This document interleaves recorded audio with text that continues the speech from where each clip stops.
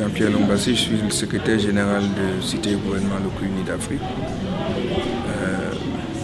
Nous sommes ici à Marrakech, dans le cadre de la COP 22.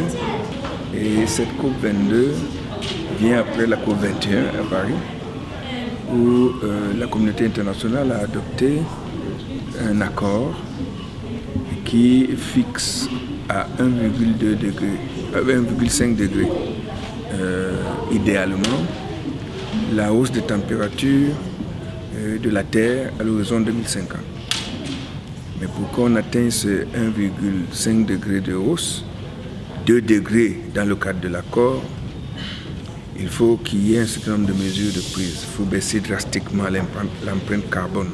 Il faut faire en sorte que les effets du changement climatique aient le moins d'impact possible négatif sur les populations. Et il faut que nous engagions une transition écologique qui nous permette d'avoir une trajectoire bas carbone de notre développement économique. Alors, nous avons, dans le cas de l'Afrique, un problème majeur. C'est que l'Afrique est le dernier continent à amorcer sa transition démographique. Et nous attendons à ce que ce continent héberge en 2050 1,2 milliard d'urbains. 1,2 milliard d'urbains, c'est l'équivalent de la population actuelle de la Chine,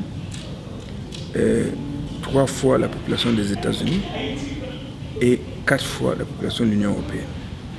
Et tout ceci doit se faire sur 30 ans, ce qui est extrêmement court. Je signale que pour passer de 500 000 habitants à 1 million d'habitants, la ville de Paris, il a fallu à la ville de Paris un siècle.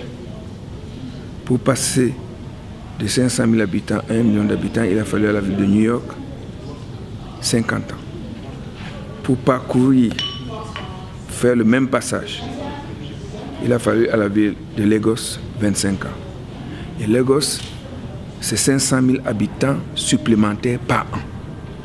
Ce qui veut dire que si on regarde les enjeux que les autres régions ont connus par rapport à ce que l'Afrique est appelée à vivre, il n'y a pas de situation qui soit la même dans l'histoire. C'est une situation inédite dans l'histoire.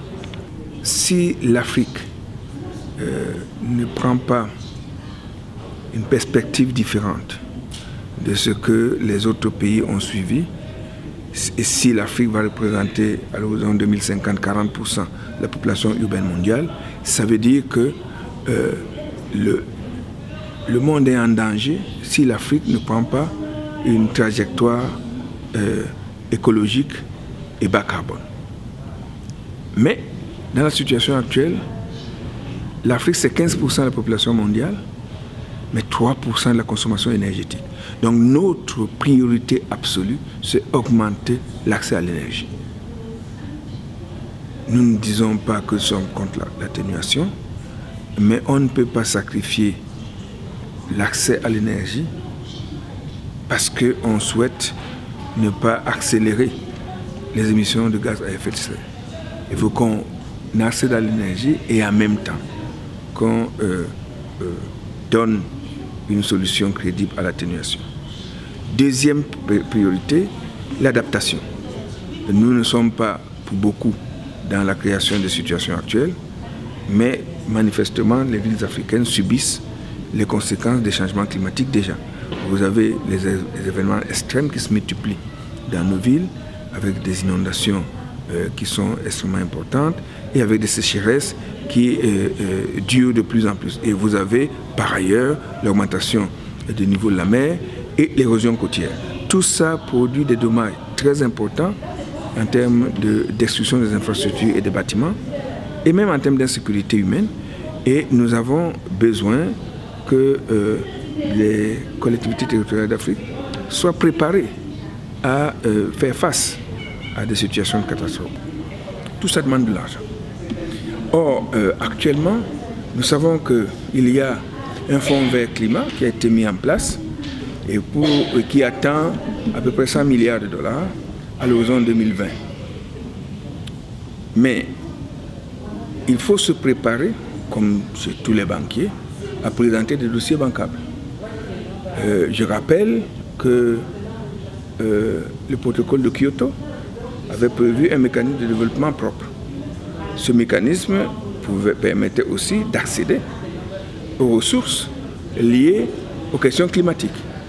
Eh bien, parce que les Africains n'ont pas été capables de présenter des dossiers bancables, moins de 5% des ressources du mécanisme de développement propre a atterri en Afrique.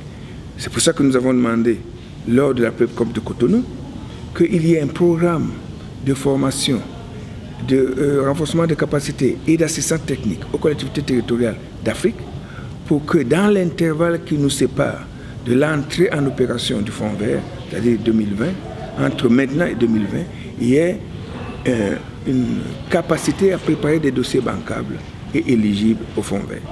Et toutes ces choses-là demandent que nous organisons, que notre voix porte et que la négociation de Marrakech intègre les exigences de l'Afrique. Merci.